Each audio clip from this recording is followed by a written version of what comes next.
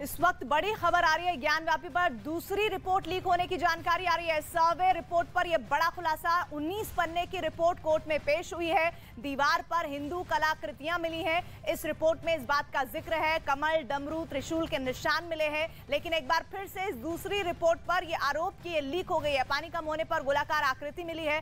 News 18 के पास वो report की कॉपी मौजूद है, वो रिपोर्ट की कॉपी जो कोर्ट में पेश की गई है और उसमें क्या क्या बातें लिखी गई हैं वो एक बार फिर से आपको हम बता दें। दरअसल ज्ञानवापी पर दूसरी रिपोर्ट लीक होने का ये पूरा मामला, जिस पर कोर्ट पहले ही एक कोर्ट कमिश्नर को हटा चुका है और ऐसे में दीवार पर हिंदू कलाकृतियां मिलने की बात की गई है। कमल, डमरू निशान, साथ ही त्रिशूल के निशान मिलने की बात की गई है। देखिए वो न्यूज 18 एक्सक्लूसिव रिपोर्ट आपको दिखा रहा है। ज्ञानवापी पर दूसरी रिपोर्ट लीक हुई है और 19 पन्ने की पूरी रिपोर्ट न्यूज 18 के पास इस वक्त मौजूद है, जिसको आप इस वक्त स्क्रीन पर देख रहे हैं। हालांकि उससे पहले, रिपोर्ट सामने आने से पहले भी कई तरह के दावे किए जा रहे थे और वो दावे लगभग सही समझ आ रहे हैं, क्योंकि देखिए उसमें भी कहा गया था कि किसी तरह की मूर्तियां, निशान और कमल के निशान होने की बात की जा रही थी और ऐसा ही बहुत कुछ सेम यानी कि समान बातें लिखी गई हैं इस रिपोर्ट में। एक बार फिर से ज्ञानवापी पर रिपोर्ट लीक हुई है और न्यूज 18 के पास ये रिपोर्ट है। दरअसल 19 पन्ने की पूरी रिपोर्ट है। यतेंद्र वाराणसी से लाइव हमारे साथ जुड़ रहे हैं। यतेंद्र, कैसे लीक हो गई ये रिपोर्ट? देखिए, रिपोर्ट कैसे लीक हो गई ये तो बताया नहीं जा सकता, क्योंकि सोर्सेस के नाम कभी बताए नहीं जाते। लेकिन ये कंफर्म है कि जो रिपोर्ट न्यूज 18 इंडिया के पास है वही रिपोर्ट दाखिल की गई है कोर्ट के अंदर। और उस कोर्ट में एक एक पॉइंट्स को, जो सर्वे के दौरान जो वीडियोग्राफी की गई है, जो फोटोग्राफी की गई है, उस एक एक पॉइंट्स को उसमें लिखा गया और पूरे विस्तार के साथ बताया गया है कि क्या क्या मिला है। इस सर्वे रिपोर्ट की माने तो साफ तौर पर जो उस ज्ञानवापी के अंदर के खंभे हैं या ज्ञानवापी के अंदर की दीवारें, उन पर संस्कृत में लिखे हुए श्लोक मिले हैं। त्रिशूल, डमरू और कमल का फूल, स्वास्तिक के निशान, ये सब कुछ मिला। और सबसे बड़ी बात मैं आपको पढ़कर बता देता हूं, जो सबसे बड़ा जो विवाद है शिवलिंग के ऊपर, उसके बारे में साफ तौर पर लिखा है कि जब वादी के अधिवक्ता द्वारा कहा गया कि कमीशन फव्वारा मुंशी चालू करके दिखाएं, तब मुंशी श्री एजाज अहमद ने असमर्थता जाहिर की। उस आकृति की गहराई में बीचों बीच सिर्फ आधे इंच से कम का एक ही छेद मिला, जो 63 सेंटीमीटर गहरा था, और उसके अलावा कोई छेद किसी भी साइड में नहीं मिला। जिसकी फोटोग्राफी व वीडियोग्राफी की अन्य स्थान पर खोजने पर भी कुछ भी उसमें छेद नहीं मिला और फव्वारा हेतु कोई भी पाइप घुसाने का स्थान तक नहीं मिला। इसकी भी फोटोग्राफी और वीडियोग्राफी कराई गई। इसके बाद पूरे वजू के तालाब को नपवाया गया, जो 33 बाई 33 फुट निकला। इसके बीच में सभी किनारों से 7.5 फुट अंदर एक गोलाकार घेरा आकृति कुएं की जगत नुमा पाई गई। उसका बाहरी व्यास 7 फुट 10 इंच व अंदर का व्यास लगभग 5 फुट 10 इंच है। इस गोल घेरे के भीतर लगभग 2.5 फुट ऊंची और बेस पर 4 फुट व्यास की गोलाकार आकृति मिली, जो शुरू में पानी में डूबी थी। इसके टॉप पर लगभग 9 बाई 9 इंच गोलाकार सफेद पत्थर अलग से रखा हुआ मिला था, जिस पर बीच से 4-5 दिशाओं में 5 खापें 4-5 दिशाओं में बनी थी। इस पत्थर के नीचे लगभग 2.5 फुट ऊंची गोलाकार आकृति एक पीस दिख रही थी, जिसकी सतह पर अलग प्रकार का घोल चढ़ा हुआ प्रतीत हो रहा था। जो आपने फोटो देखा होगा उसका, उसी के बारे में यहाँ पर बताया जा रहा है, जो कहीं कहीं चटका हुआ भी था। इस पर पानी में डूबे रहने के कारण काई जम गई थी। काई साफ कराने पर काले रंग की आकृति निकली और बादीगढ़ द्वारा इसे शिवलिंग कहा गया। सामान्य रूप से बड़े शिवलिंग का जो आकार होता है वैसा ही इसका आकार प्रतीत होता है, परंतु टॉप पर अलग गोलाकार अलग मटेरियल का पत्थर रखा गया है, जिस पर 5-5 खांचे बने हुए हैं। और दौरान कमीशन की कार्रवाई, जो वजू की टोंटियों को मध्य कुंड के तालाब है उसमें 3 फुट ऊंचाई तक पानी था, जिसमें से करीब 1 से 1.5 फीट पानी कम करके मध्य में स्थित गोलाकार घेरे के स्थान तक एक तरफ से दूसरी तरफ तक लेटी हुई सीढ़ी और उसके ऊपर पटरा आदि लगाकर पहुंच पाया। इसके बाद उस गोलाकार घेरे के अंदर मौजूद पानी को पंप से बाहर निकलवाकर उसके एक छेद को अंदर से कपड़ा डालकर बंद करवाया गया, ताकि तालाब का पानी उस गोलाकार घेरे के अंदर ना आ सके। तत्पश्चात गोलाकार घेरे के अंदर से सफाई कर्मियों द्वारा पूरा पानी निकलवा देने पर नीचे जो ओवल शेप आकार की आकृति मिली, जिसके ऊपरी छोर पर अलग पत्थर पर थोड़ा गोलाकार कटिंग नुमा डिजाइन मिली, इसकी काई हटवाई गई व बेस का पानी सूखे कपड़े से सुखाया गया और इसकी भी पूरी वीडियोग्राफी कराई गई। कमीशन की कार्रवाई के दौरान ध्यान आकृष्ट कराया गया कि पूरी दिशा वजू स्थल के स्थान के पीछे पूर्व में एक स्थान में नीचे उतरने का स्थान है, इसकी पैमाइश की गई। जिसमें 4 सीढ़ी उतरकर उत्तर दिशा में 4 फीट 2 इंच की चौड़ाई की गली कायम है। और पूरा मतलब इसमें पूरी डिटेल के साथ दिया गया है। इनकी साफ तौर पर है कि वादी द्वारा इसको शिवलिंग कहा गया, और जो बड़ा शिवलिंग होता है उसी के आकार की ये आकृति है, जो काले रंग की थी उसमें से काई हटवाई गई। और जो बार बार जो मुस्लिम पक्ष के द्वारा कहा जा रहा है कि वो फव्वारा है, जब जो सर्वे टीम है, जो कोर्ट कमिश्नर है, स्पेशल कोर्ट कमिश्नर, उन्होंने कहा कि अगर ये फव्वारा है तो इसमें बाकी के छेद क्यों नहीं है, केवल एक छेद वो भी आधे इंच का मिला, बाकी कहीं भी किसी भी तरह से उसमें पाइप का कोई निशान नहीं था, कोई छेद नहीं था। और जो ऊपर उसके अलग मटेरियल का कुछ बना रखा था, 4 से 5 खांचे उसमें बना रखे थे, लेकिन पानी ना आने का और ना जाने का उसमें कोई भी निशान नहीं मिला। तो इस बात को पूरी प्रखरता के साथ, पूरी स्पष्टता के साथ जो सर्वे टीम है उसने अपनी सर्वे रिपोर्ट में दिया है, और साफ तौर पर लिखा है कि इस तरह के कोई निशान नहीं मिले। हाँ, ये जरूर बताया गया उस सर्वे रिपोर्ट में कि जो मंदिरों के खम्भे हैं, जो ज्ञानवापी के खम्भे हैं, वो मंदिरों के जैसे खम्भे मिले, वो उसमें सांकेतिक तौर पर जो हिंदू धर्म का कल्चर है उससे संबंधित निशान मिले। उसमें स्वास्तिक मिला, उसमें डमरू मिला, उसमें त्रिशूल मिला, और यहाँ तक कि श्लोक जो पुरानी हिंदी भाषा यानी कि संस्कृत, उसमें लिखे हुए श्लोक और उसमें शब्द मिले।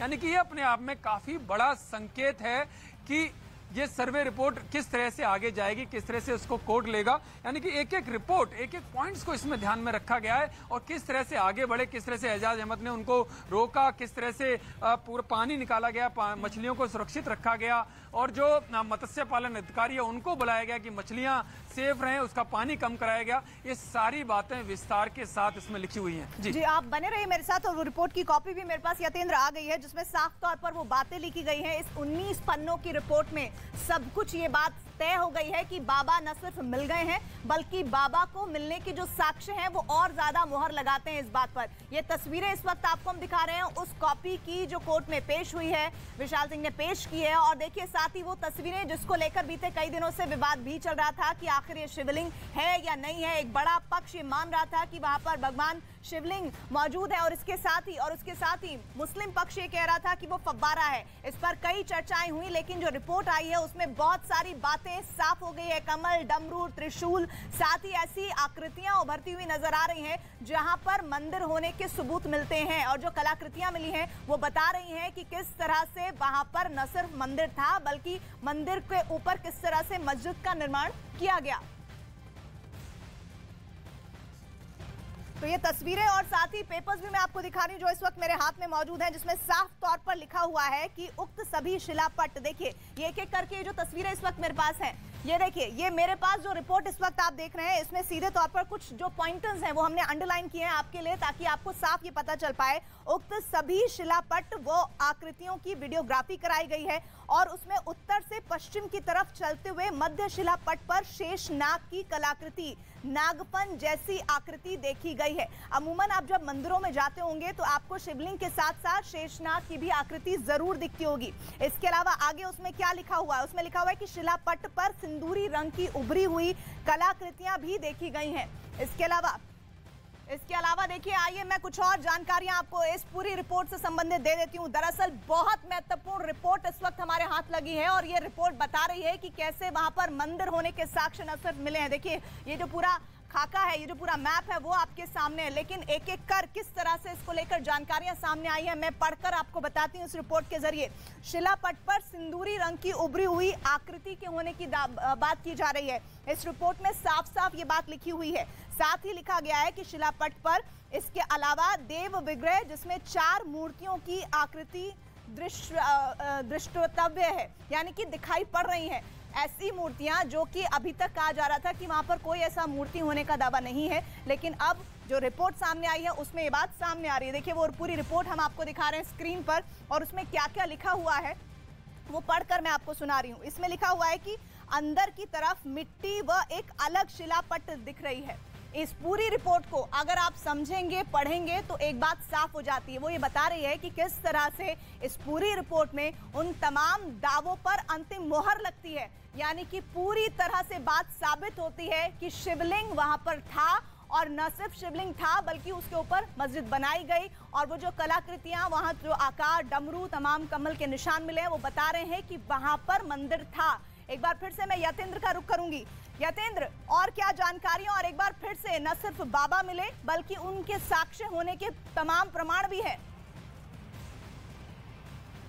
देखिए, बाबा के मिलने पर तो अंतिम और जब कोर्ट का फैसला आ जाएगा तभी माना जाएगा। हालांकि दावा जरूर किया जा रहा है कि बाबा मिले, लेकिन एक चीज और जो इस रिपोर्ट को आप पढ़ेंगे, पेज नंबर 5 को पढ़ेंगे तो बड़ी दिलचस्प है कि किस तरह से एक पक्ष के द्वारा चीजों को छुपाने की कोशिश की गई है। ये इस रिपोर्ट में जिक्र है। इसमें साफ तौर पर लिखा है कि मुख्य गुंबद के नीचे दक्षिणी खंबे पर टंगे कैलेंडर के पीछे भी स्वास्तिक का चिन्ह मिला है। यानी कि इसमें साफ संकेत है कि जो कैलेंडर लगा दिया गया था कि जिससे स्वास्तिक का चिन्ह छिप जाए, लेकिन सर्वे टीम ने उसको भी ढूंढ निकाला। इसके साथ आगे अगर देखें कि प्रतिवादी पक्ष द्वारा इसे गलत बताया गया। इसी प्रकार मुख्य गुंबद के प्रवेश द्वार से घुसते ही मस्जिद के इमाम के बैठने की जगह, जो कि 3 सीढ़ी ऊपर है, उसके ऊपर बनी कलाकृति को मंदिरों में पाए जाने वाली कलाकृति बताते हुए वादी पक्ष द्वारा ध्यान आकृष्ट कराया गया। और उसी यानी कि इमाम के बैठने वाली स्थान के ऊपर ताखा में भी वादी पक्ष द्वारा त्रिशूल के खुदे हुए चिन्ह दिखाए गए, जिनकी वीडियोग्राफी व फोटोग्राफी भी कराई गई।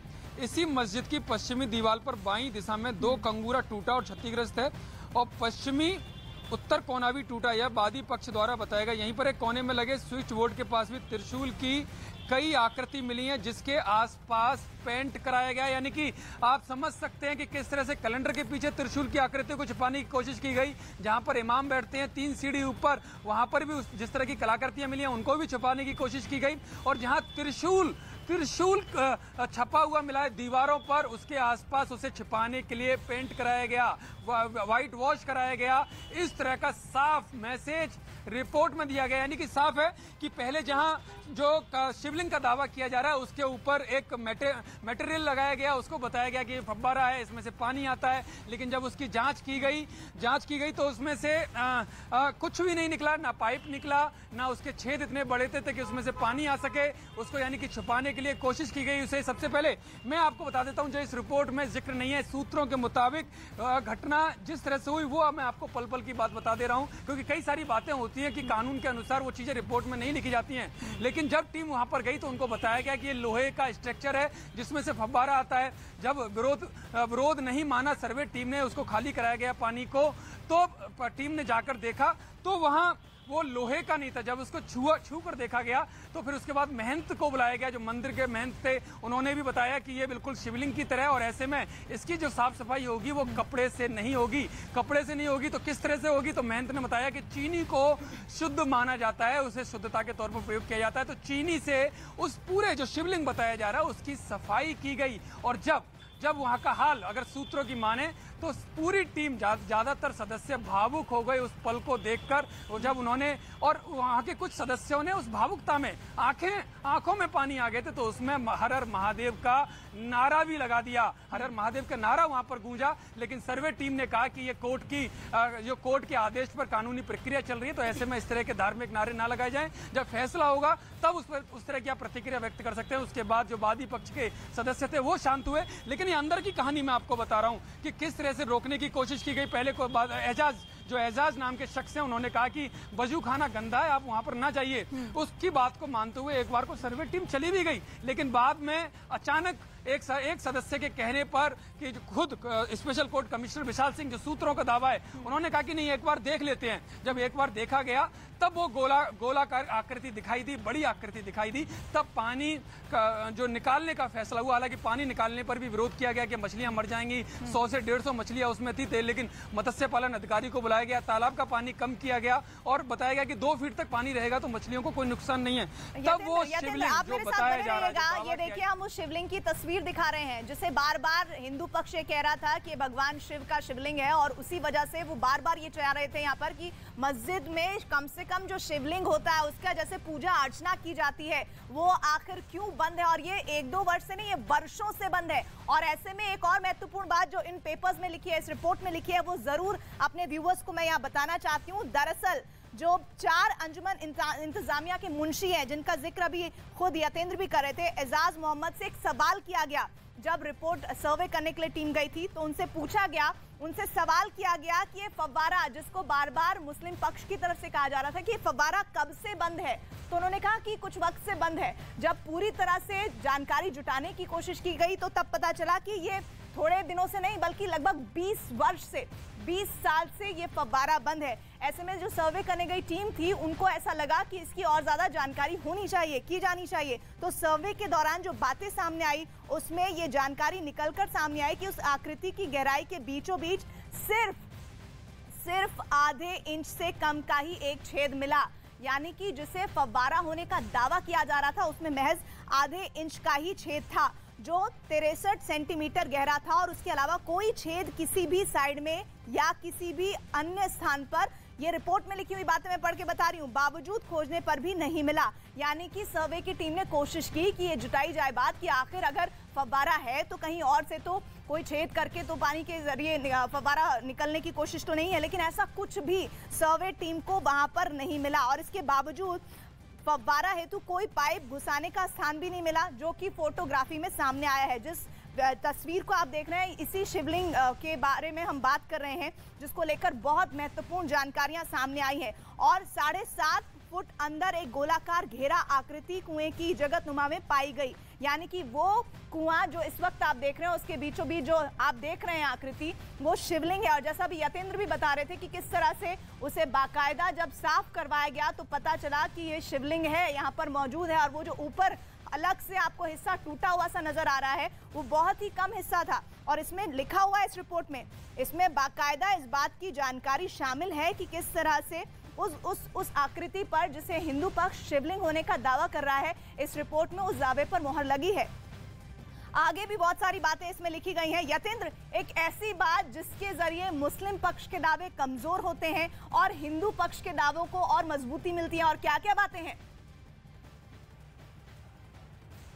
देखिए, अगर मैं इस रिपोर्ट को पढ़ूं तो उसमें साफ तौर पर दिखाई देता है कि जो जो चिन्ह वहां पर मिले, धार्मिक चिन्ह, उन चिन्हों को जहां वादी पक्ष सही बता रहा है तो प्रतिवादी पक्ष यानी कि मुस्लिम पक्ष उसको सिरे से नकारता हुआ जा रहा है। लेकिन खुद जब इस रिपोर्ट को अगर पढ़ेंगे तो उसमें साफ पता चलता है कि किस तरह से छिपाने की कोशिश की गई, किस तरह से गलत बताने की कोशिश की गई और चीजें लेकिन एक के बाद एक सामने आती गई। रिपोर्ट को अगर सही से देखा जाए, सही से पढ़ा जाए तो सच्चाई खुद ब खुद बयां हो जाती है। और एक कहावत है कि सच्चाई छुप नहीं सकती, दीवारें चीख चीख कर कह रही हैं ज्ञान वापी की कि आखिरकार सच क्या है। तमाम तरह के चिन्ह वहां पर मिले हैं। स्वास्थ्य मैं एक बार आपको रोक रही हूं, मैं कुछ और जानकारी अपनी इस वीडियो वॉल के जरिए अपने व्यूअर्स तक पहुंचाना चाहती हूं, जो इस पूरे आकृति को लेकर बहुत सारे दावे इस रिपोर्ट में किए गए हैं जो कि हिंदू पक्ष की तरफ से किए गए थे। कैसे इस रिपोर्ट में उस पर मोहर लग रही है आइए आपको मैं बताती हूँ। और उस पूरी रिपोर्ट के जरिए ये देखिए, ये इस वक्त वो पूरी रिपोर्ट जो 19 पन्नों की बताई जा रही है और कहा जा रहा है कि इसमें वो सारी बातें शामिल हैं, वो तमाम बातें इसमें साझा की गई हैं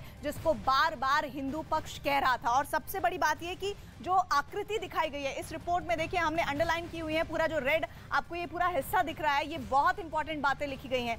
क्या क्या लिखा हुआ है मैं आपको पढ़ के बताती हूँ। दरअसल इसमें लिखा हुआ है वो जो आकृति जिसका जिक्र मैं और यतेंद्र बार बार कर रहे हैं, इसके टॉप पर लगभग 9 बाय 9 इंच गोलाकार सफेद पत्थर अलग से लगा हुआ था। ये बात कहां से साबित हुई? सर्वे करने गई जो टीम थी उसने ये बात कही है। इसके अलावा क्या लिखा गया इसमें, जिस पर बीच से 5 खांचे 5 दिशाओं में बने हुए थे। यानी आप देख रहे थे कि ऊपर आप देखिए वो शिवलिंग का वो तस्वीरें भी मैं चाहूंगी कि हमारी स्क्रीन पर दिखें, किस तरह से वो जो शिवलिंग का हिस्सा है जिसे हिंदू पक्ष शिवलिंग होने के दावे कर रहा था, उसके ऊपर एक टूटा हुआ हिस्सा कई खांचे से बने हुए हैं, 5 खांचे बने हुए हैं। उसको लेकर क्या लिखा गया, उसमें लिखा गया है कि ये 5 खांचे 5 दिशाओं में बने हुए थे और इस पत्थर के नीचे लगभग 2.5 फुट ऊंची गोलाकार आकृति एक पीस दिख रही थी। यानी कि पूरा नीचे जो स्ट्रक्चर था वो शिवलिंग का एक था और ऊपर वो जो 5 खांचे बने थे ऐसा लग रहा था किसी ने ऊपर अलग से रख दिया गया उसको।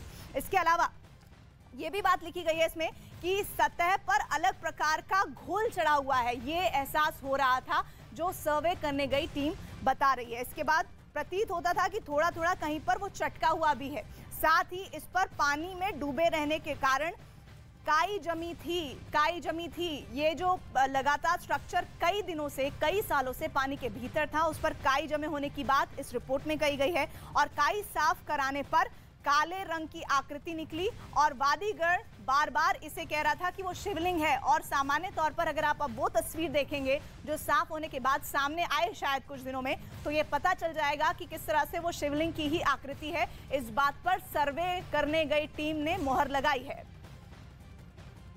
यतेंद्र,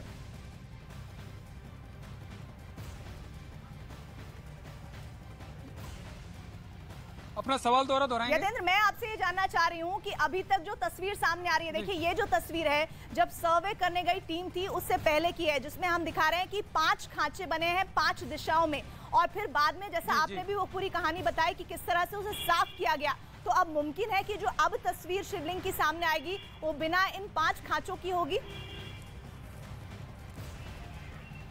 देखिए ये तो कहना बड़ा मुश्किल होगा, क्योंकि अब जो तस्वीर आएगी वो अभी तो पूरा जो जैसा तैसा है, यानी कि तुरंत प्रभाव से उसको सील करने के आदेश यहाँ के कोर्ट ने दे दिए, तो उसके बाद वो तुरंत सील कर दी गई, वहां पर सिक्योरिटी लगा दी गई है। तो अभी वो जैसी दिखाई दी है, जैसे उसके फोटो आए हैं, जैसे उसका वीडियो आया है, वो अभी उसी अवस्था में है जब तक इस कोर्ट इसम का फैसला ना हो जाए कि वो शिवलिंग ही है या दूसरा पक्ष उसे फव्वारा बता रहा है वो फव्वारा है। ये कोर्ट फैसला करेगी, एक्सपर्ट की राय लेगी, इस पूरी रिपोर्ट को जब कोर्ट देखेगी तब इस पर फैसला किया जाएगा कि आखिरकार इसका किया जाए। क्योंकि अभी केस चल रहा है, केस में लगातार तारीखें पड़ रही है। 23 तारीख को अब सुनवाई होगी, कल सुप्रीम कोर्ट में सुनवाई होनी है इस पूरे मामले को लेकर। तो जब कोर्ट का फैसला आ जाएगा उसके बाद ही चीजें क्लियर हो पाएंगी। लेकिन जो रिपोर्ट सबमिट की गई है, जो सर्वे टीम के द्वारा special court commissioner Vishal Singh और सहायक कोर्ट कमिश्नर अजय प्रताप सिंह के द्वारा, उससे जाहिर है कि जिस तरह के चिन्ह मिले हैं, जिस तरह से प्रत्यक्ष प्रमाण मिले हैं, उनको शायद नकारना कोर्ट के लिए भी काफी मुश्किल होगा।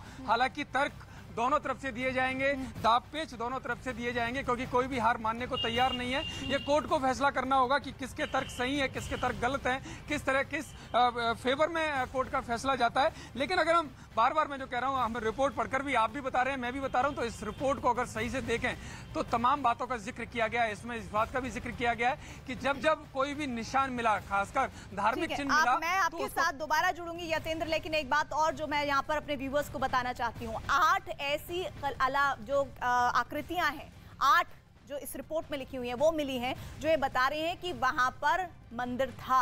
और न्यूज 18 के पास ज्ञानव्यापी मंदिर के सर्वे पर एक्सक्लूसिव जानकारी इस वक्त आप देख रहे हैं, और सूत्रों के हवाले से 16 मई के सर्वे की पूरी रिपोर्ट न्यूज 18 के पास है, जो इस वक्त मेरे हाथ में है। और इस पूरी रिपोर्ट को आप सिलसिलेवार तरीके से समझिए। दरअसल 16 मई को कोर्ट के आदेश पर सर्वे टीम ज्ञानव्यापी परिसर पहुंची और सर्वे का काम शुरू किया गया।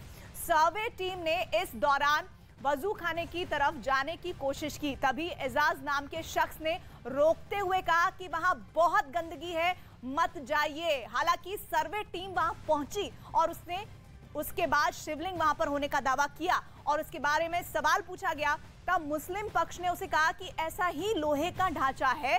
सर्वे टीम ने ढांचे को देखने की बात की। मुस्लिम पक्ष ने कहा वजू खाने में पानी निकालना पड़ेगा और मछलियों के जीवन को खतरा है, जिसमें अभी यतेंद्र भी बता रहे थे कि 100-150 के करीब मछलियां थी। सर्वे टीम ढांचे को देखने पर अड़ी रही और मुस्लिम पक्ष भी पानी निकालने पर सहमत हो गया। सर्वे टीम ने ढांचे को शिवलिंग जैसा पाया तो मुस्लिम पक्ष ने कहा कि शिवलिंग नहीं है। मुस्लिम पक्ष कह रहा है तमाम स्ट्रक्चर देखने के बावजूद कि वो शिवलिंग नहीं है। सर्वे टीम ने पूछा कि लोहे का ढांचा है तो पानी में जंग क्यों नहीं लगा, तो मुस्लिम पक्ष इसका कोई जवाब नहीं दे पाया, जिसका कोई जवाब हो ही नहीं सकता। अगर वो लोहे का स्ट्रक्चर था तो उसे जंग लग जाना चाहिए, क्योंकि इतने वर्षों से वो पानी के भीतर था। सर्वे टीम ने पूछा कि ढांचे के ऊपर क्या लगा है, तो मुस्लिम पक्ष ने कहा कि ये फव्वारा है। और फव्वारा और शिवलिंग को लेकर बीते कई दिनों से आपने चर्चाएं और बहसें कई देखी, इसमें पानी आता है। सर्वे टीम ने फव्वारे को चलाकर दिखाने को कहा, तो मुस्लिम पक्ष ने क्या कहा, देखिए ये जो दलीलें हो रही हैं ये पूरी इस रिपोर्ट में जो मेरे हाथ में मौजूद है इसमें एक एक बात का जिक्र है। तो मुस्लिम पक्ष ने कहा कि फव्वारा 40-50 साल से खराब है। सोचिए 40-50 साल से खराब है। यतेंद्र, ये गजब तर्क दिया गया कि फव्वारा है और 40-50 साल से खराब है, और उसको बार बार दावा करने के बाद जब सर्वे की टीम ने देखा तो बमुश्किल 2.5 से 2 इंच का वो गहराई में था सिर्फ छेद सुराग, और ऊपर जो खांचे बने थे वो भी नकली साबित हुए हैं। तो ये सब पूरी जो रिपोर्ट है ये क्या बताती है? देखिए बिल्कुल बड़ा दिलचस्प है। जब पहले 6 और 7 मई को सर्वे हुआ, जब कोर्ट कमिश्नर अजय मिश्रा होते थे, तब भी उनको विरोध का सामना करना पड़ा कि कहा गया कि कोर्ट का आदेश स्पष्ट नहीं है, आप अंदर नहीं जा सकते या आप दूसरी जगह नहीं जा सकते, इस तरह की बातें कहकर उनका विरोध किया गया। तब काफी लोग इकट्ठे हो गए थे, जिसके बाद कोर्ट को बड़ा विस्तृत तरीके से उसने आदेश दिया और 14 मई से एक बार फिर से सर्वे हुआ। और जो 14 और 15 मई को सर्वे हुआ वो भी लगातार कहीं ना कहीं जो भी दावे मिल रहे थे, वादी पक्ष जो भी वीडियोग्राफी और फोटोग्राफी करा रहा था, उसका भी विरोध लगातार प्रतिवादी पक्ष के द्वारा किया जा रहा था, वो हर तथ्य को जो सामने दिखाई दे रहा है, अगर त्रिशूल दिखाई दे रहा है तो उसको बताया जा रहा था कि त्रिशूल नहीं है, अगर स्वास्तिक का निशान दिखाई दे रहा है तो वो बताया जा रहा है कि स्वास्तिक का निशान नहीं है। यानी कि जो भी धार्मिक चिन्ह मिले, जिस तरह के भी निशान मिले, उस पर आपत्ति तुरंत जाहिर की गई। ये रिपोर्ट में बखूबी वर्णन भी किया गया है, उसका जिक्र भी किया गया है कि वादी और प्रतिवादी पक्षों का उस दौरान क्या कहना था। लेकिन सबसे दिलचस्प रहा 16 मई का दिन। 16 मई को हालांकि 2 से ढाई घंटे के दौरान सर्वे की कार्रवाई चली, लेकिन वो ऐतिहासिक क्षण था जिसमें काफी कुछ साफ हो जाता है। जो दावे किए जा रहे थे उन पर लगभग मोहर लग जाती है। लगभग मोहर इस वजह से क्योंकि कोर्ट का फैसला अभी तक नहीं आया है, तो कोर्ट का फैसला जब आ जाएगा तो अब उस पर पक्की मोहर लग सकती है। एक बात और ये मैं आपसे जानना चाहती हूँ, जो इस वक्त व्यूअर्स जानना चाहते हैं, वो भी जो मुस्लिम पक्ष को सुन रहे हैं और वो भी जो हिंदू पक्ष को सुन रहे हैं, ऐसा दावा जो पूरी तरह से सर्वे की टीम ने खारिज कर दिया और उसकी बाकायदा वीडियोग्राफी हुई है, इस तरह के दावे मुस्लिम पक्ष की तरफ से क्यों साबित किए गए, क्यों बताए गए? देखिए, मुस्लिम पक्ष का आऊंगी आपके पास इस खबर पर हम और डिटेल्स देंगे, लेकिन इस बीच जानकारियां कुछ और भी आ रही हैं, कुछ और खबरों से संबंधित भी आ रही हैं। आकृति के ऊपर अलग से सफेद पत्थर लगाया हुआ था। ये इस रिपोर्ट में बात साबित होती है जो इस वक्त कोर्ट में पेश हो चुकी है, जिसको लेकर एक पॉइंट्स पर हम बात कर रहे हैं यतेंद्र के साथ। रिपोर्ट में गोलाकार आकृति का जिक्र है जिसको हिंदू पक्ष शिवलिंग होने की बात कह रहा है।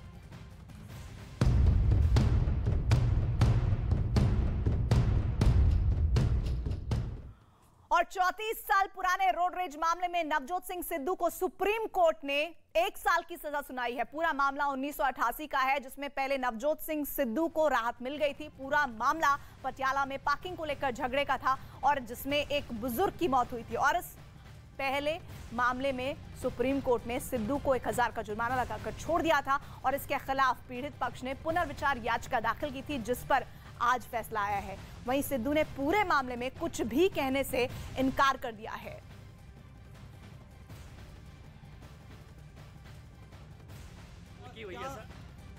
सिद्धू सर जिदा कोर्ट का ऑर्डर आया की कहना सर? No comment. देखिए, ये पहले पंजाब हाई कोर्ट ने उनके अगेंस्ट डिसीजन दिया था और बहुत देर से ये केस उनके पॉलिटिक्स आने से पहले का चल रहा है और आज उनके अगेंस्ट जो डिसीजन आया हाई कोर्ट ने जो किया था, और मेरे ख्याल उनकी 3 साल की सज़ा थी, उससे कम करके 1 साल कर दी है। तो जो सुप्रीम कोर्ट ने डिसीजन दिया है वही हमारी सर्वोच्च अदालत है, उसको कोई चैलेंज नहीं कर सकता। जो उनका डिसीजन है हम सब उसकी रिस्पेक्ट करते हैं। और नवजोत सिंह सिद्धू को आज मानयोग जो सुप्रीम कोर्ट ने 30 साल बाद जो एक एक्सीडेंट के दौरान उन्होंने एक मुक्का मारकर किसी की जान ली, जिसकी उन्होंने बाद में एक नेशनल टीवी चैनल पर जाके उसको एडमिट किया और बड़े फख्र से एडमिट किया कि फिर मैंने उसको मारा और वो जाके गिर गया और वो मर गया। मुझे लगता है कि आज परिवार के लिए एक बहुत बड़ा दिन है। हालांकि 1 साल की सजा ऐसे गुनाह के लिए बड़ी कम है, लेकिन आज देश के लोगों को इस बात पे विश्वास है, बड़ा आदमी कितना भी हो, समा कितना भी लग जाए, लेकिन गुनाह की सजा मिलती है। देखो, बड़े देर दिन उस परिवार इंसाफ की गल कर रहा सी, आज सुप्रीम कोर्ट ने इंसाफ किया है। 34 साल पुराने रोड रेज मामले में नवजोत सिंह सिद्धू को सुप्रीम कोर्ट की तरफ से 1 साल की सज़ा सुनाई गई है। इस समय हम अमृतसर के होली सिटी इलाके में हैं। यहाँ पर नवजोत सिंह सिद्धू की रिहाइश है। हालांकि नवजोत सिंह सिद्धू आज पटियाला में हैं, क्योंकि आज उनकी तरफ से महंगाई के खिलाफ एक प्रदर्शन किया गया था। लेकिन उसके कुछ ही देर बाद सुप्रीम कोर्ट की तरफ से ये हुक्म जारी किए जाते हैं कि नवजोत सिंह सिद्धू को 1 साल की सज़ा सुनाई जाती है और तुरंत उनकी गिरफ्तारी जो है वो की जाए। तो इस समय आप देख सकते हैं कि नवजोत सिंह सिद्धू के घर के बाहर सन्नाटा पसरा हुआ है। हालांकि उनकी पत्नी नवजोत कौर सिद्धू घर पर ही मौजूद हैं, लेकिन ये कहा जा रहा है कि उनकी तबीयत ठीक नहीं है, इसलिए वो मीडिया से बात नहीं करेंगे। नवजोत सिंह सिद्धू ने भी कुछ देर पहले जब मीडिया ने सवाल पूछा तो उन्होंने नो कमेंट कहते हुए वो वहाँ से गाड़ी में बैठे और पटियाला में जो उनकी रिहाइश है वहाँ जाने के लिए वो वहाँ से रवाना हुए। तो अमृतसर में सन्नाटा पसरा हुआ है अब, लेकिन ये देखना होगा कि आने वाले घंटों में नवजोत सिंह सिद्धू अगर गिरफ्तार होते हैं तो उनकी गिरफ्तारी पटियाला से होती है या फिर अमृतसर से। और अब बारिश से जुड़ी हुई 10 बड़ी खबरें।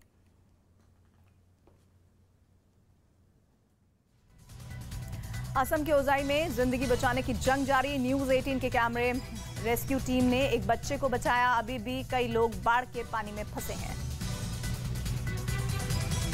असम के नौगांव में बाढ़ ने ढाया कहर। कई इलाकों से कटा संपर्क, सड़कें बाढ़ के पानी में बहीं। असम के नौगांव इलाके में बिगड़ी बाढ़ की स्थिति। 50,000 से ज्यादा लोग प्रभावित। सड़क से घर तक पानी ही पानी। असम में उफान पर ब्रह्मपुत्र नदी, जमीनों को काट रही है नदी। कई एकड़ जमीन नदी में समाई, लोगों में दहशत। असम में बाढ़ का तांडव जारी। घरों में घुसा पानी। नाव के सहारे सुरक्षित स्थानों को जा रहे हैं लोग। बाढ़ से अब तक 9 लोगों की मौत। 27 जिलों के करीब 7 लाख लोग प्रभावित। असम की बारपेटा जिले में भी बाढ़ का असर। जिला स्वास्थ्य सेंटर तालाब में बदला। आम जनता के साथ स्टाफ भी परेशान। असम के सिलचर में बाढ़ ने बढ़ाई परेशानी। रेलवे स्टेशन भी पानी में डूबा। रुकी रेल की रफ्तार।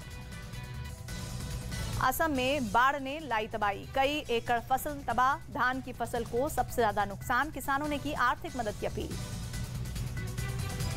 भारी बरसात के बाद बेंगलुरु के घरों दुकानों से पानी निकालना जारी। कर्नाटक के मुख्यमंत्री बसवराज बोम्मई ने प्रभावित इलाकों का किया दौरा। अधिकारियों के साथ गलियों में पैदल लिया जायजा। उत्तरकाशी में सड़क धंसने से यमुनोत्री यात्रा प्रभावित। यमुनोत्री हाईवे NH-94 का रानाचट्टी के 1 किलोमीटर पास पुश्ता रहने से सड़क हुई खोखली। कई बड़े वाहन फंसे। लगा लंबा जाम।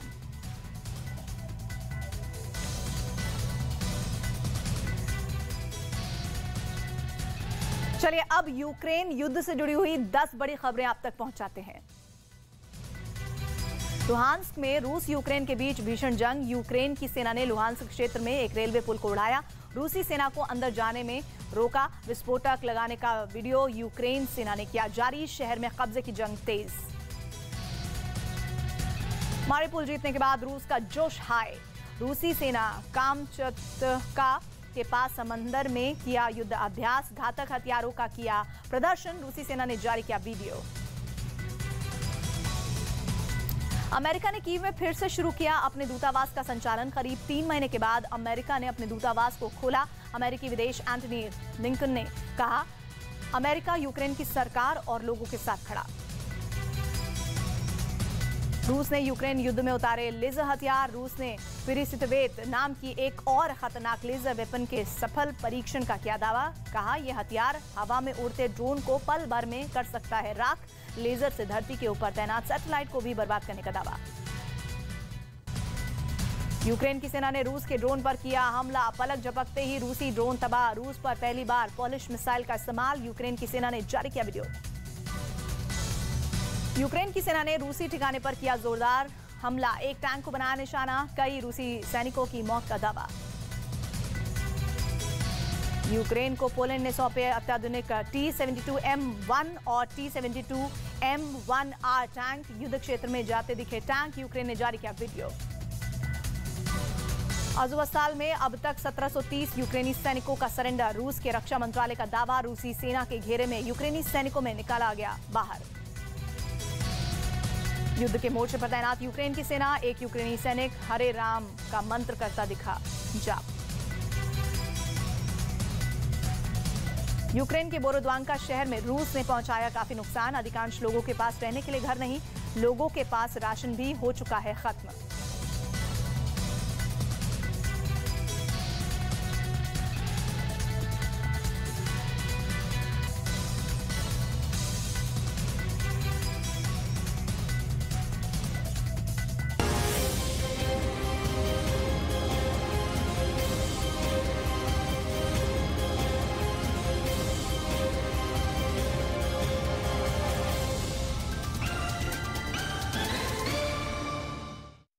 ताइवान का दिमाग चकरा गया और उसे लगने लगा कि अमेरिका के पास अब दूसरे देशों की मदद के लिए हथियार ही नहीं बचे। अमेरिका ने यूक्रेन को अब तक 260 करोड़ डॉलर मतलब भारतीय रुपयों में करीब 20,000 करोड़ की मदद दी है। वहीं अफगानिस्तान के पंशीर प्रांत में जारी जंग में तालिबान के कई लड़ाके ढेर हो गए, जिसका वीडियो भी सामने आया। यह लड़ाई तालिबानी लड़ाकों और NRF यानी नेशनल रेजिस्टेंस फ्रंट के बीच करीब एक हफ्ता पहले शुरू हुई थी, उसी इलाके पंशीर में जहां पिछले साल अफगानिस्तान में सरकार बनाने के बाद तालिबान को कब्जा जमाने में सबसे ज्यादा वक्त लगा था।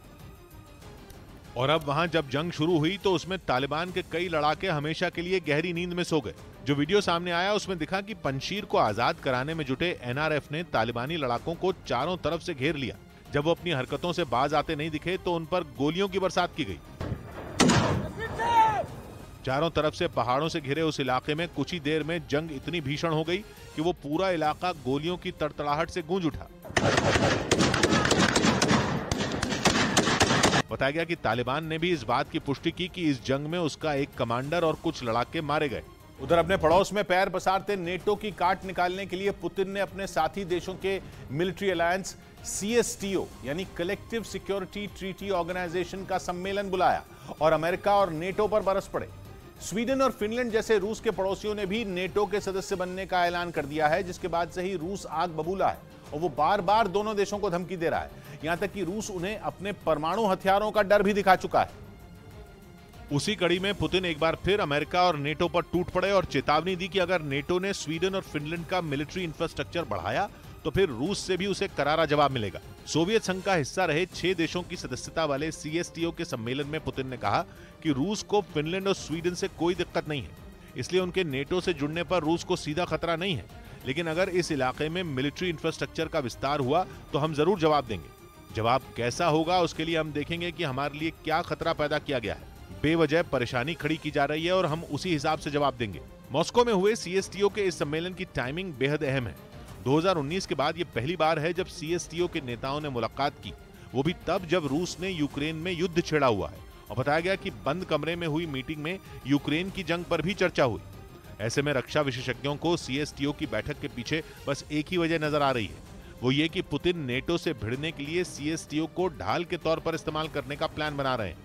इस बीच ये भी तय हो गया कि यूक्रेन में चल रही जंग के बाद बहुत जल्द यूरोप में एक और बड़ी जंग छिड़ सकती है। नई जंग का कारण बन सकते हैं स्वीडन और फिनलैंड, जिन्हें नेटो का सदस्य बनाने की प्रक्रिया शुरू हो चुकी है। हालांकि ये प्रक्रिया कितनी लंबी चलेगी ये अभी तक साफ नहीं है। मतलब ये कि जिस नेटो में शामिल होने की तैयारी करना यूक्रेन को इतना भारी पड़ा कि वहां जंग छिड़ गई, अब उसी नेटो में शामिल होने की तरफ स्वीडन और फिनलैंड पूरी तरह तैयार है। हालांकि ये प्रक्रिया कितनी लंबी होगी ये अभी साफ नहीं है, मगर ये साफ दिख रहा है कि स्वीडन और फिनलैंड में जंग का नया मोर्चा खुल सकता है। रूस लगातार इन दोनों देशों को चेतावनी दे रहा है, लेकिन दोनों को रूस से ज्यादा भरोसा नेटो पर है। हालांकि दावा यह भी किया जा रहा है कि पहले यूक्रेन और फिर स्वीडन में रूस को उलझाने की बड़ी साजिश अमेरिका की तरफ से रची गई है, जिसमें अब तक अमेरिका ने खुद को जंग से दूर ही रखा है। हालांकि रूस को नुकसान पहुंचाने के लिए वो यूक्रेन की हथियारों से पूरी मदद कर रहा है। अब माना जा रहा है कि अमेरिका की कोशिश अब यह है कि स्वीडन और फिनलैंड में भड़क रही आग में घी डाला जाए, क्योंकि जिस तेजी से स्वीडन और फिनलैंड नेटो की सदस्यता लेने की तरफ बढ़ रहे हैं, उतनी तेजी से यह प्रक्रिया पूरी होने वाली नहीं है। बल्कि नेटो की सदस्यता लेने की प्रक्रिया कई महीने तक चल सकती है। लेकिन अगर नेटो की सदस्यता मिलने से पहले रूस की फौज ने धावा बोल दिया तो अंजाम यूक्रेन जैसा हो सकता है। मतलब यह कि जिस तरह यूक्रेन में जंग छिड़ने के बाद अमेरिका और नेटो ने खुद को अलग कर लिया, कुछ इसी तरह का हाल स्वीडन और फिनलैंड में भी हो सकता है। जंग में यूक्रेन को भले ही तगड़ा नुकसान हुआ हो, लेकिन नुकसान रूस का भी कम नहीं हुआ। अगर फिनलैंड और स्वीडन में जंग छिड़ गई तो भी रूस को नुकसान तो उठाना ही पड़ेगा, जंग का खर्च भी उठाना पड़ेगा और उसके नतीजे भी भुगतने पड़ेंगे। दावा यह किया जा रहा है कि रूस को उलझाने और उसकी अर्थव्यवस्था को कमजोर करने के लिए यह अमेरिका की साजिश हो सकती है। और अगर ऐसा है तो इसका सीधा मतलब यह हुआ कि पहले यूक्रेन को बलि का बकरा बनाया गया और अब महाशक्तियों के टकराव में स्वीडन और फिनलैंड भी पिस सकते हैं। सीरिया में नरसंहार का 9 साल पुराना एक वीडियो सामने आया, जिसमें कई लोगों को एक साथ गोली मार दी गई थी। इस नरसंहार का आरोप वहां की बशर अल असद की सरकार पर लगा। दावा किया गया कि सीरिया की सरकार ने गृह युद्ध के दौरान विद्रोह को दबाने के लिए ये हत्याएं करवाई थी, जिसका वीडियो 9 साल बाद अब सामने आया। बताया गया कि राजधानी दमिश्क में हुए नरसंहार का यह वीडियो 16 अप्रैल 2013 का है। आरोप है कि सीरिया की सरकार ने विद्रोही गुटों को कुचलने के लिए हत्याएं करवाई थी। जो वीडियो सामने आया उसमें 2 इमारतों के बीच एक बड़ा गड्ढा दिखाई दिया जिसमें कई लोगों के शव पड़े थे। इस दौरान वहां सीरिया की सेना का एक जवान एक आदमी को उस गड्ढे की तरफ ले जाता दिखा। उस आदमी की आंखों पर पट्टी बंधी थी, उसके हाथ भी बांध दिए गए थे। गड्ढे के पास पहुंचते ही सैनिक ने उसे धक्का दे दिया जिससे वो उसमें गिर पड़ा। इसी तरह एक दूसरे आदमी को भी वहां लाया गया और उसे भी गड्ढे में धकेल दिया गया। इसके बाद वहां मौजूद एक सैनिक ने उन पर गोलियां चलानी शुरू कर दी। दावा किया गया कि इस नरसंहार में 41 लोगों को मार दिया गया था। यह भी दावा है कि बशर अल असद की सरकार ने हिंसक विद्रोह को दबाने के लिए वहां इस तरह कई नरसंहार करवाए थे। उधर इजराइल के यरूशलेम में एक फिलिस्तीनी के अंतिम संस्कार के दौरान हिंसा भड़क गई। बताया गया कि पिछले महीने इजराइल पुलिस के साथ हुई झड़प में गंभीर रूप से घायल इस शख्स की 2 दिन पहले मौत हो गई, जिसके अंतिम संस्कार में बड़ी संख्या में इकट्ठा हुए फिलिस्तीनियों की इजराइल पुलिस के साथ झड़प हो गई। बवाल बढ़ता देख पुलिस ने तेज रोशनी के साथ आवाज करने वाले स्टन ग्रेनेड और रबड़ की गोलियां दागनी शुरू कर दी। इसके बाद तो मानो पूरा इलाका जंग के मैदान में तब्दील हो गया और काफी देर तक वहां फायरिंग की आवाज गूंजती रही। इससे पहले पुलिस ने हंगामा कर रहे लोगों को लाठियां मारकर खदेड़ने की कोशिश की, जिसकी वजह से वहां अफरा तफरी मच गई और लोग जान बचाकर इधर उधर भागते दिखाई दिए। बताया गया कि पुलिस की इस कार्रवाई में 50 से ज्यादा फिलिस्तीनी घायल हो गए, जिन्हें इलाज के लिए अस्पताल भेज दिया गया।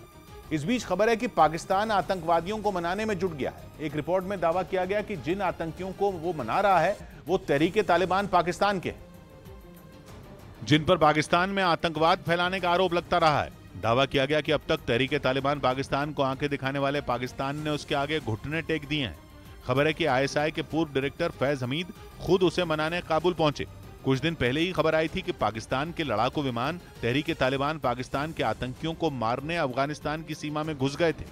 दावा किया गया था कि उन्होंने सीमा के पास के इलाकों में बम भी बरसाए थे, जिसमें आम लोगों की मौत हो गई, जिसके बाद तालिबान ने पाकिस्तान सरकार को चेतावनी दी थी। ऐसा लगने लगा था कि तालिबान और पाकिस्तान दुश्मन बन जाएंगे, क्योंकि पाकिस्तान कहता है कि उसके देश में घटी कई आतंकी घटनाओं के लिए तहरीके तालिबान पाकिस्तान जिम्मेदार है। यही नहीं, अफगानिस्तान में तालिबान शासन आने के बाद कहा जाने लगा कि वो इस संगठन को बढ़ावा दे रहा है, क्योंकि माना जाता है कि अफगानिस्तान के तालिबान और तहरीके तालिबान पाकिस्तान की सोच एक जैसी है। यही नहीं, इससे पहले पाकिस्तान की सेना कहती थी कि वो इस संगठन के साथ कभी समझौता नहीं करेगी, लेकिन अब वो अपनी बात से पलट रही है, जिसका सबूत है फैज हमीद के काबुल जाकर आतंकियों से मिलने की खबरें, जो ये साबित करती हैं कि पाकिस्तान आतंकवादियों को पनाह तो दे सकता है लेकिन उनसे लड़ नहीं सकता।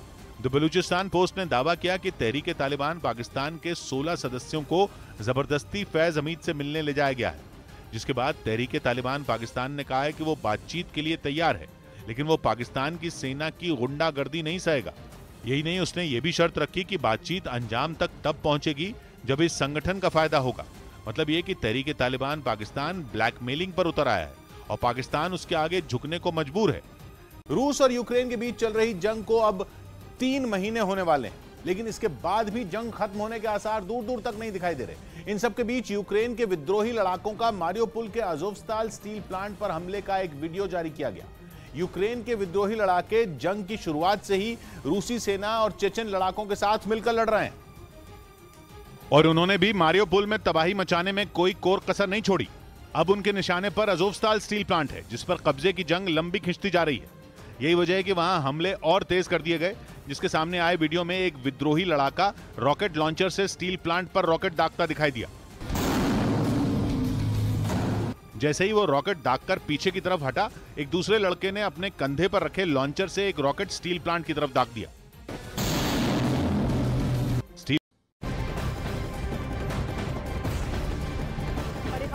मारियोपोल के अज़ोवस्ताल स्टील प्लांट को लेकर रूस ने बड़ा दावा किया है। रूस ने दावा किया है कि अज़ोवस्ताल प्लांट में पिछले 24 घंटे में 770 यूक्रेनी सैनिकों ने आत्मसमर्पण किया है। रूस का दावा है कि अभी तक कुल 1730 लोग हथियार डाल चुके हैं। आत्मसमर्पण को लेकर रूस ने एक वीडियो भी जारी किया है।